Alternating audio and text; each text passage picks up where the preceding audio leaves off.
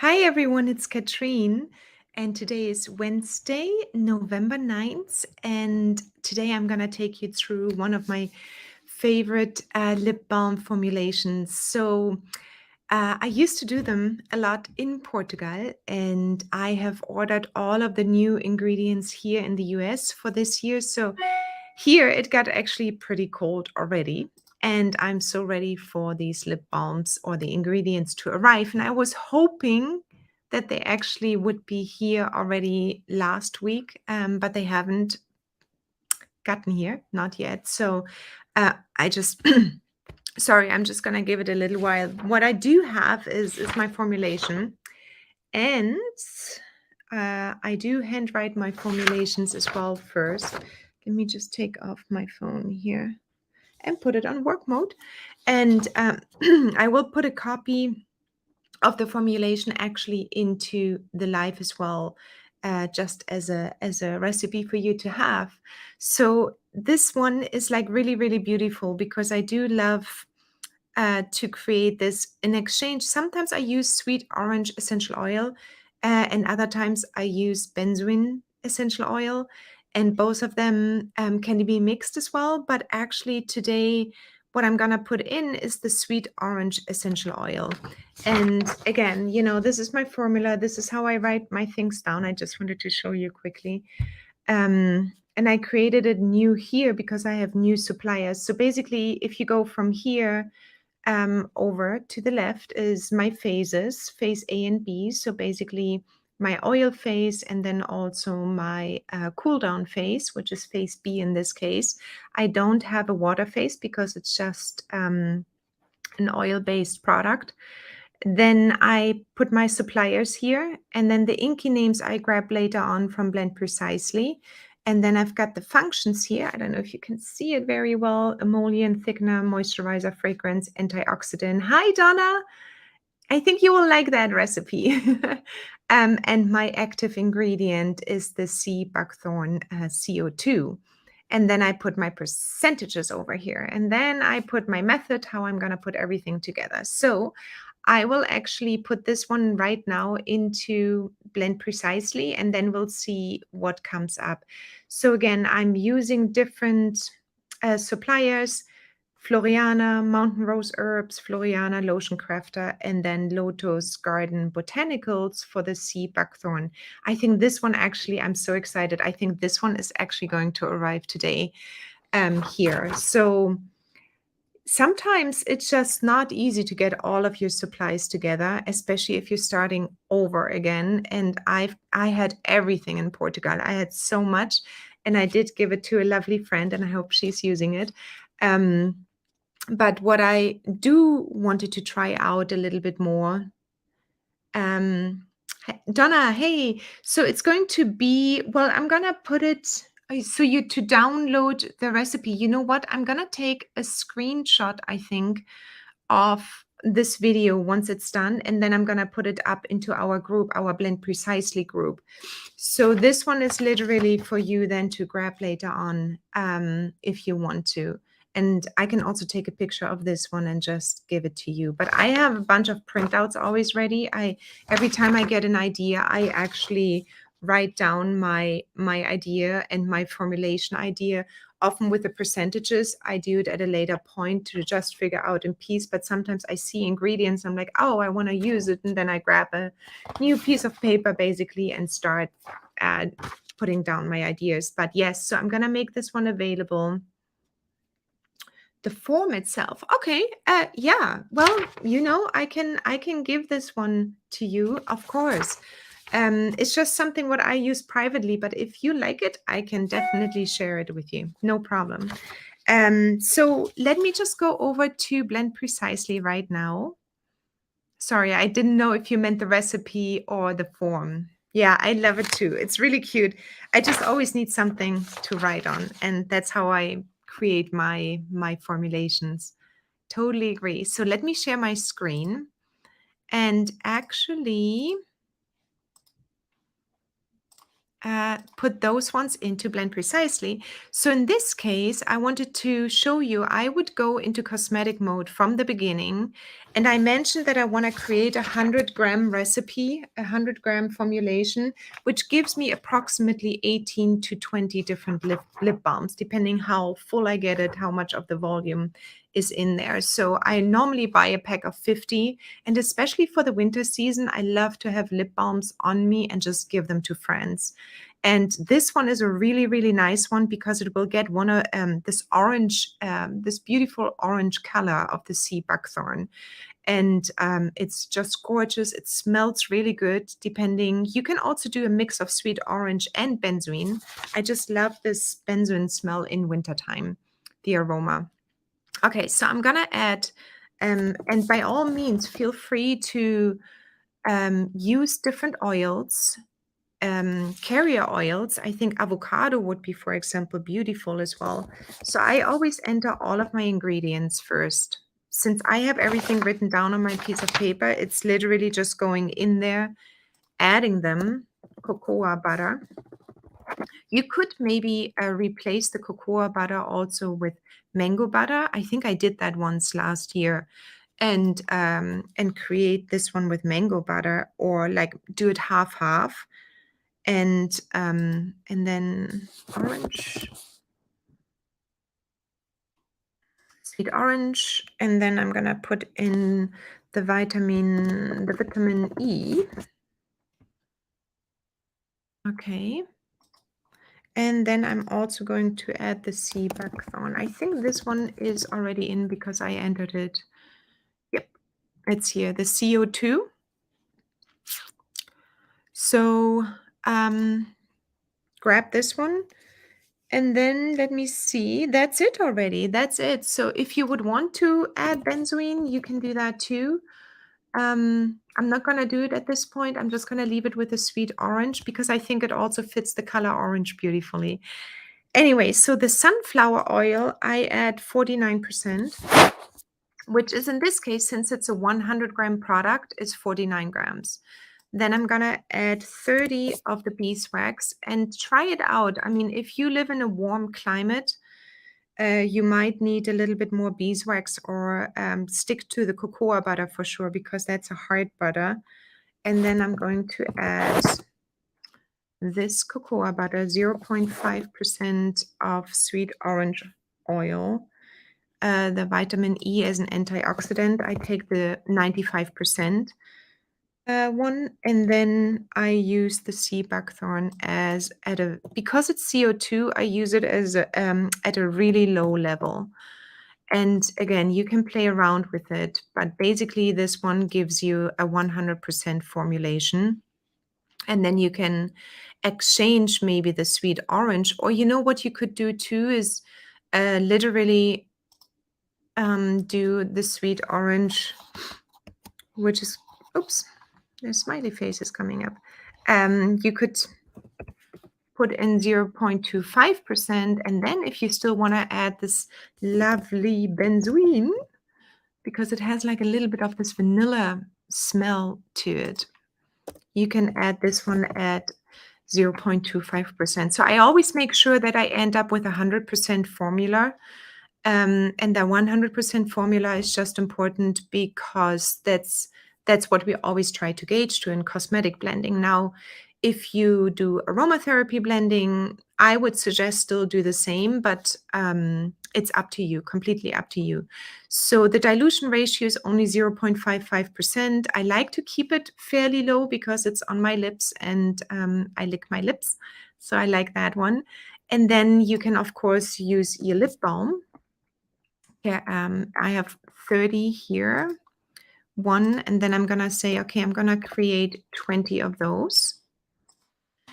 And at the end, this whole formulation is going to cost me $10.94. And to make it, it will take me around, I would say probably 45 minutes.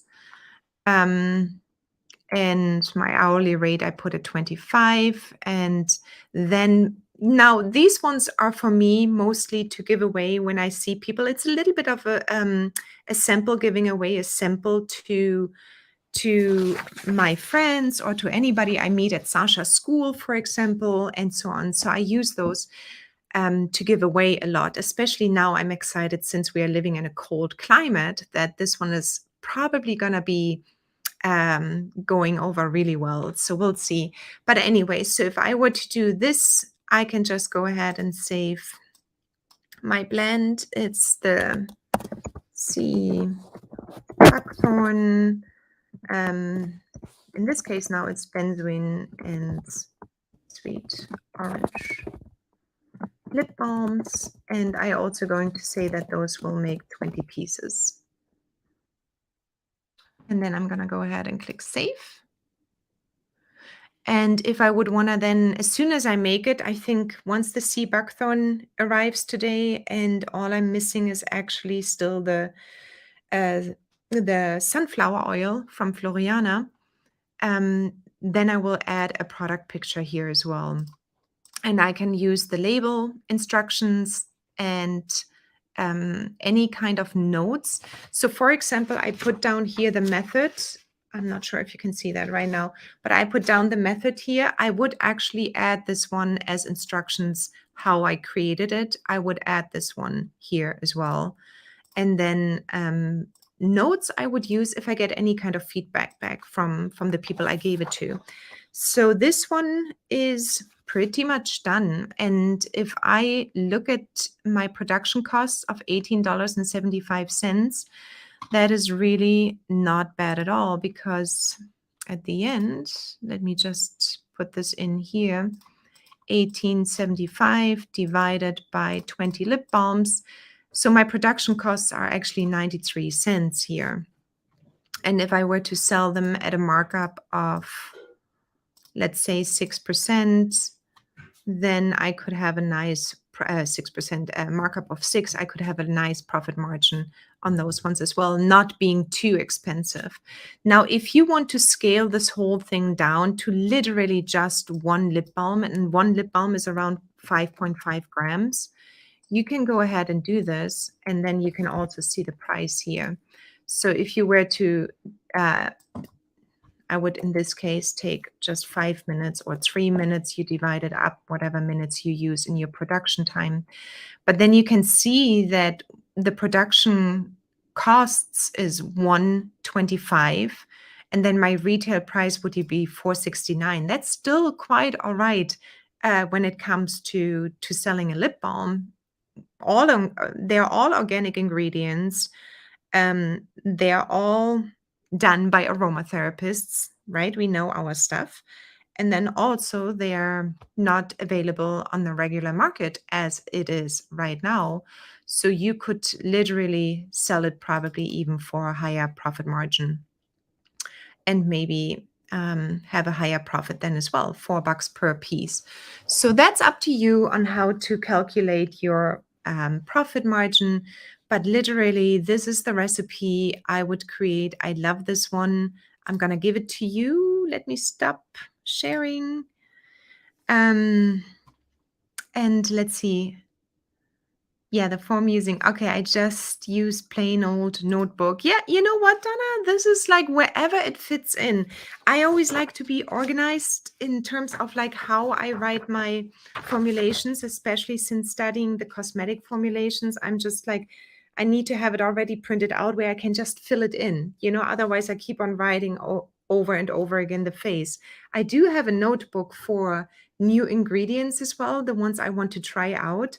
In terms of when I read, for example, a new butter, like what you just mentioned, a new butter, for example. And if I were to look up a new butter, I go back to my notebook and then I write all the notes down for the new butter. So I love this. Okay, so this may be a dumb question. Not like this, but if you have a formula that needs cool down time before pouring, do you count that time in with the rest of your production time? Yeah, well, if it's, I always try to make a whole batch. So when I mean, obviously, if you try out a new product, that production time is way off, right? Because we have to source the ingredients, we have to create the formula, we have to try it out, we have to adjust it, we have to we have to do so many things. So that's where I definitely do not count any production time. But once I'm happy with the formula and then I go into creating the product, I normally tend to create several products, not just one, like in this example, 20 lip balms. And then I do calculate the cool down phase in there too. In this case, it's fairly fast. I cool it down to around 45 degrees Celsius. I'm not even sure what it is in Fahrenheit. And that doesn't take that long. I can put it in the fridge. I can put it in the freezer if I want to have it go faster. But in this case, I would. If you make like a humongous batch, and that one would need to cool down for 1 to 2 or 3 hours, and you can do other things in between, I would not calculate it in. So it's a little bit depending how big of a batch you're creating. But if it is something that you do within 45 minutes and while you're actually cooling down your I don't know, creating the labels or something, then I would calculate this all in. I'm usually multitasking if I have to wait for something. So if I need to wait in the cool down phase, I start looking at the label creation. And that is part of it then too. But yeah, I think it is a little bit depending how long of a cool down time you have. And I think like lip balms, they cool down a little bit too fast almost. But for soaps or so, I would not calculate that in necessarily. Oh, soap, yeah. So the time that it takes for the melted butters to come to room temperature, I've been adding in that time to my production time. Does that make sense? Now, I think that's a good question, Donna. So I think when you have to, again, if you have to wait for a long time for something to cool down, how long does it take, Donna, approximately to cool down to room temperature? Approximately, only if you have an approximation. Because if it takes like 45 minutes to cool down and you don't really do anything with the product, I would not calculate that in. I would then wait for the actual production time. I'm really working on that piece. And that is a little bit the same, 20 to 30 minutes. Well, do you do something else in between? Is it really the time you work on the soap? That's pretty much the question. If it isn't, then I wouldn't calculate it in. If it is, then sure. But I think if you wait to cool down, then not you to cool down, the soap to cool down, and you do something else in between, I would not calculate that in. I think like lip balms, for example, a small one, then it goes really fast normally if you just create 1 or 2 for a customer. And that is another question. If you make soap, you make mostly 10 pieces. If you create, for example, if you're in a consultation and you create a one-time product for someone, you do need to somehow calculate in the research time and so on. That's why I think aromatherapy consultations, if you include a product into your price, the price does need to be a little bit higher. You cannot have an aromatherapy consultation for $25 that includes a product creation. I think then you definitely run empty. You do not have any profit. But if you do, for example, a product creation, a consultation that is $75 and you include some kind of a simple product you have been producing over and over again already, and you don't need to do any research, then that's a nice price. So that is the pricing. Pricing is an art and it's science, yes. That's why we use Blend Precisely and you can put everything in. But really with the time and how you create things, it's a little bit of an art as well. So if you, for example, wait for 20 to 30 minutes to cool down, then in that time, you can actually already either clean up or create your labels. And then, yes, you can also calculate then your label creation in. But the production, I wouldn't do that. So I would literally just do, whenever I work on a product, I would take that time. If there is like a too big of a cool down phase, I would not calculate it in. Long story short. So, but it was a really good question because I was thinking about how I do it. And I did soap creations over in Portugal, but I definitely didn't calculate the cool down phase in the 20 to 30 minutes. So I hope that answered. It was a little bit of a long answer, wasn't it? But I hope it answered it. Anyway, so I'm going to write out the recipe for you, and you can then take it. And then Donna, I will see how I get. Yeah, I believe you. I totally believe you. That makes sense. I've been wondering about that for a while. Yeah, so whatever seems unreasonable. I mean, if you sell a piece of soap for $8, that's what I see it actually here on the market, for $8 a piece, and your costs, let's say, is $2.50 per piece, then that's all right. But if you sell your soaps for only $4 a piece and your costs are $2.50, that's not okay anymore, because you do need to create a profit margin that makes it worthwhile for you to create these soaps, and then hopefully also to create larger batches at one point. So look around what the soap bars sell for in your area, but don't be shy to also look at luxurious soap bars. I know you always produce high quality, Donna, for example. Then also see how quick you can do it. If you do it for the very first time, it will take you much longer than when you do it after 10 times, right? If you create the product 10 times, you're getting much, much faster. Like lip balms, I can do in my dreams now. And then also the ingredients you're using, make sure that you still have enough of a profit margin. I think that's so important. Look around that you tell yourself, okay, per soap bar, I actually want to make $5. And then you can do reverse pricing. If you want to make $5, what are your costs? Calculate them and blend precisely, and then see what your labor costs are.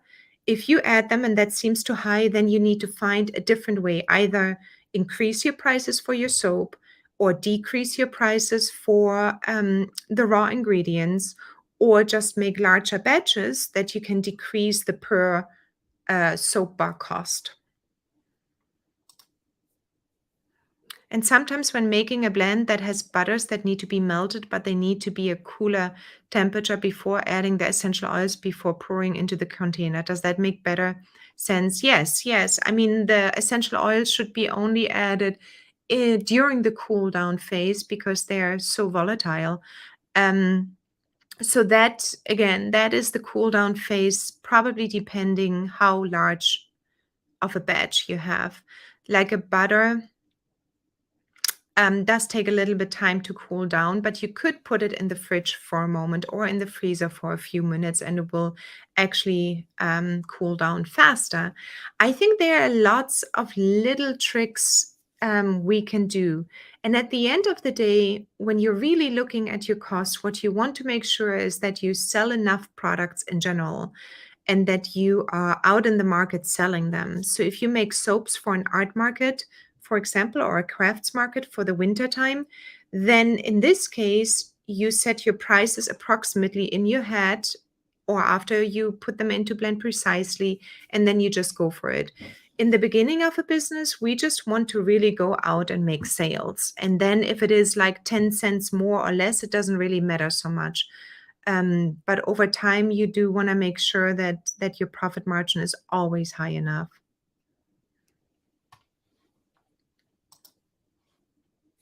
Yeah, that's where you were wondering about the production cost. Exactly. So let me just go quickly share screen one more time and go in here. So if you, for example, if your rate is $25, so you have multiple variables, right? So you can decrease your ingredients cost to see if you buy higher volume. You can decrease your hourly rate or increase your hourly rate depending where you are right now. And then definitely if you say, okay, I want to sell my soap piece, let's assume this one is soap. I want to sell my soap piece at $8. You can then reverse your production formula and see if sunflower oil is, for example, too expensive, or cocoa butter, see what you can replace it with. For your soaps, for example, that's a different story, but maybe you don't want to use cocoa butter. Maybe you want to use a different kind of oil. Or maybe you want to increase your wax because your wax might be cheaper than your cocoa butter. So formulation at the end is all about knowing what the materials actually do. Cocoa butter is a hard butter, so I know that there are not too many other hard butters. There are a few choices, but if you use, for example, shea butter, you would get a completely different consistency, and you would need to increase then the beeswax and so on. So you can play around with costs, you can play around with ingredients, you can play around with your hourly rate, and then surely the production time you put in, by increasing the batch sizes or decreasing the batch sizes. And then you can also see that you go to the right market, meaning where you can take $8 for a piece of soap. And that is important too. It's like, who is your market? Is it going to be somehow, let's say, I don't know, like Walgreens or Walmart customers, or is it going to be high-end boutique customers? They definitely have a different perceived value. You can get to them with a nice packaging, or you do one hero product in it, like one luxurious little addition of hyaluronic acid, for example, or so. So there's a lot you can do and play around with the pricing and with perceived value and with your hourly rate and with your ingredients cost and so on. There's a lot to pricing, actually. And I don't want to confuse too much, but I think the most important thing is that you can make sure in the beginning that you stay somewhere around the price you want to sell it, but then go out and sell it for sure, and then see what the reaction is. Don't get hung up too much on pricing and production time, just because that you can adjust over time. Definitely don't undersell yourself. I think that's so important. We tend to do that. We tend to go out and say, oh, my product is $3.50. Would you like to have my piece of soap? And then actually your costs are around $4. So you got to be super careful there. I hope that answered a few of your questions, Donna.